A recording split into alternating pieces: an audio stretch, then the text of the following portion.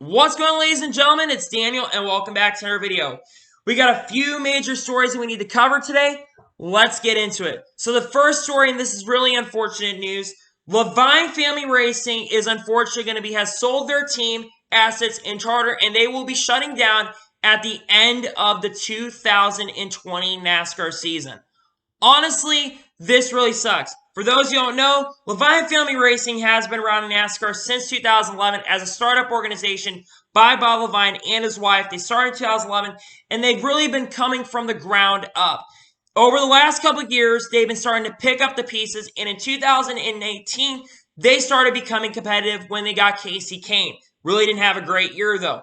But in 2019, they had an alliance with Joe Gibbs Racing that was announced, and Matt DiBenedetto drove for that organization in 2019. And they honestly had a decent year. They didn't have as great of a year because they did not get the alliance parts until really the end of the year. And then they started showing the performance that they can honestly put up. Last year, it was announced that Christopher Bell, a contender for the last years in the Xfinity Series, who is a Joe Gibbs development driver, was announced to take over in 2020. And he's had an overall, not a great year, but not a terrible year. Really had a bad start to this year, but Christopher Bell has been really putting up some pretty decent numbers this year. Honestly, was having a very good run in New Hampshire, but unfortunately, he had tire problems at the end of the race at New Hampshire. But over the last couple weeks, it had been rumored that there was a very good chance that Leavine Family Racing was possibly going to be shut down due to COVID-19. And unfortunately, it was confirmed this morning that that is the case. Now, everyone is going after Joe Gibbs Racing because people are blaming Joe Gibbs for a lot of the money that they have. They have a huge budget, basically, that they're supposed to give to Joe Gibbs Racing.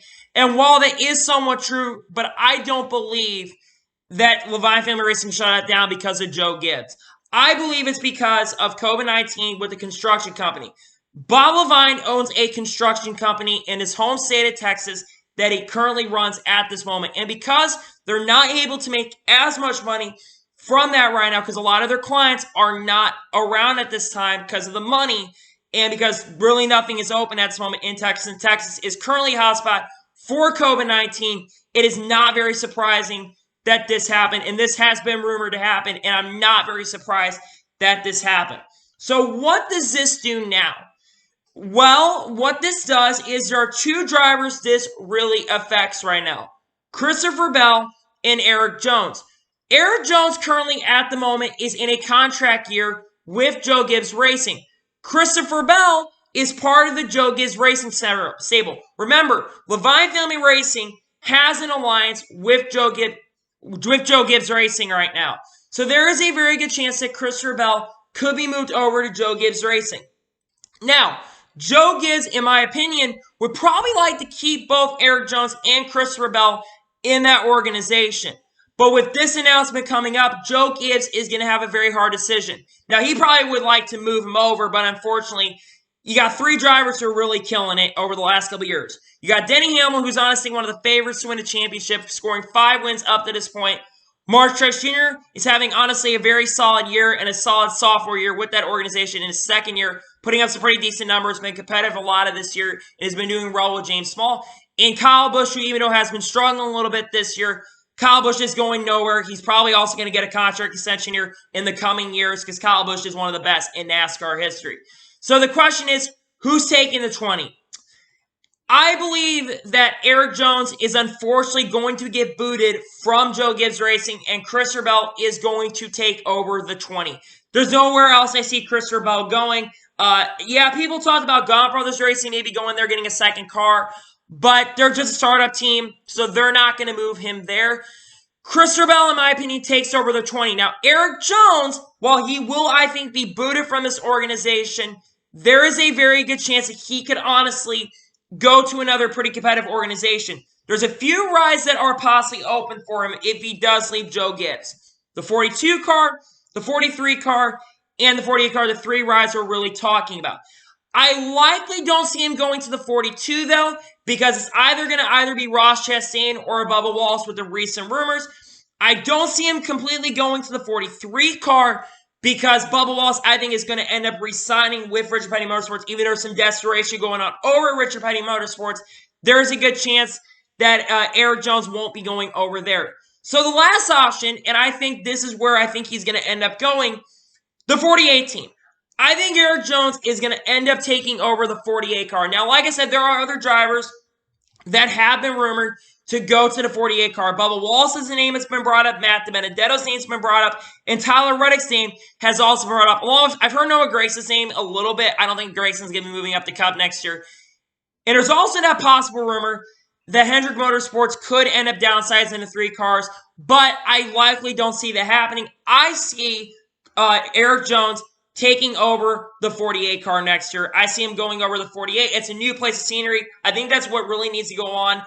I think that 20 team also, with this announcement, they will probably build their team once again. They'll probably crumble that team and probably bring Jason Ratcliffe over to the 20 car, and you'll have Chris Moe and Jason Ratcliffe teaming up like they've had for the last couple years in the Xfinity Series and the Cup Series. And I think that's going to be a really good duo because I think Christopher Bell, while I think Erik Jones is a very good driver who deserves another opportunity at another organization, I think Christopher Bell is going to do better than Erik Jones did. I just think that that team in general is going to be better if Christopher Bell goes over to 20. No offense, Erik Jones, because if Erik Jones goes to 48, he's still going to be somewhat competitive, and you're going to have a pretty decent organization. And people have said, like, Hendrick Motorsports, has... Hendrick said in the past they were looking for a veteran driver.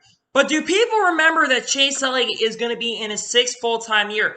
For me, I consider a driver who has raced at least 5 years in the Cup Series a Cup Series veteran.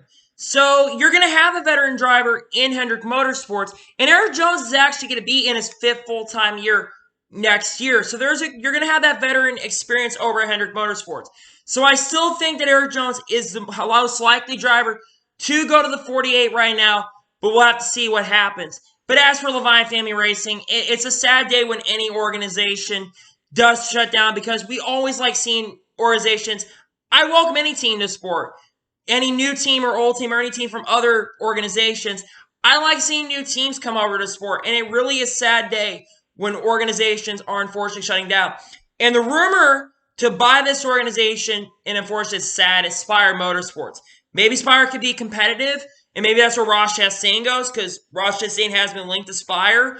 But I don't see Ross Chastain. I still see Ross Chastain going over to the 42 organization, but we will really have to see what's going to happen at Leavine Family Racing, because honestly, it is really, really sad that they're shutting down. It really, really sucks. And now we get into the final story of this episode. Unfortunately, originally the Indianapolis 500 was going to have 25% capacity. Now, unfortunately, the Indianapolis 500 is going to be run without fans. Honestly, this makes me really, really, really, really sad and really upset because honestly, the Indy 500 is a crown jewel event in racing itself, and the fact that there are going to be no fans going to this year's Indianapolis 500, it really, really sucks because honestly, you could have had 25% capacity and had spread everybody out. I think they're making the right decision from a moral standpoint. They're trying to keep everybody healthy and safe. But at the same time, the fact that there are going to be no fans allowed at Indianapolis Motor Speedway really, really blows. I think this trip is going to also hurt Indianapolis probably financially and Roger Penske financially. The 2020 has been one of the worst years for motorsports. And the fact that now we're not going to see fans at this year's Indianapolis 500, it just blows. And I know I feel bad for guys like David Lane and Kyle Cutherson who were going to be going to this year's Indy 500 to cover that, especially since the fact that another race that's happened that weekend, the Dover doubleheader, there's no fans allowed at that weekend as well, so there's no fans going to be at those races. But the Indy 500 is such a major, major spectacle in racing. In fact, I think it's the biggest race in the world. It's bigger than Monaco. It's bigger than Daytona 500. Everybody wants to go out and win the Indy 500. Everybody wants to attend the Indy 500. Even people who are not into motorsports know what the Indy 500 is, know how important it is to motorsports fans like myself and to all motorsports fans in general. We all know how big the Indy 500 is. And the fact that there are going to be no fans allowed at this year's Indianapolis 500, it's really sad to see because I was looking forward to, was maybe thinking about going. I don't know. I wasn't thinking about going, but it's a crown jewel event, and now it's just going to feel like an ordinary race. It doesn't feel special because there were fans allowed. They said there was going to be 50% capacity at first. Then with the recent resurgence of COVID-19, that's dropped to 25% capacity, and now there's no fans going to be allowed. Man, I don't know what to say. No fans at practice. It's going to feel so quiet. There's going to be no energy. It's going to feel dead. This is the first time in Indy history no fans allowed at a race. It just sucks. It is, however, in my opinion, better than just canceling the event in general, because there was that possibility it was going to get canceled this year. But I think it hurts that we're not going to see fans in attendance at Indy. It hurts. It really hurts. And I know that they really had a difficult decision. I think it's health officials in Indianapolis were really contemplating on this decision, because they originally were going to have fans, and now there's going to be no fans at this year's Indianapolis 500. So that really, really, really sucks, and it hurts the Indianapolis Motor Speedway. So anyway, that is my video today. Those are my discussions on the stories of what is happening in the racing world today. So anyway, I want to thank you guys for watching today's video. Please like and subscribe to the channel. Turn notifications on so you can be notified when a video does go live on my channel. Follow me on Twitter, Facebook, and Instagram. Links in the description below for that. And comment your thoughts on today's video.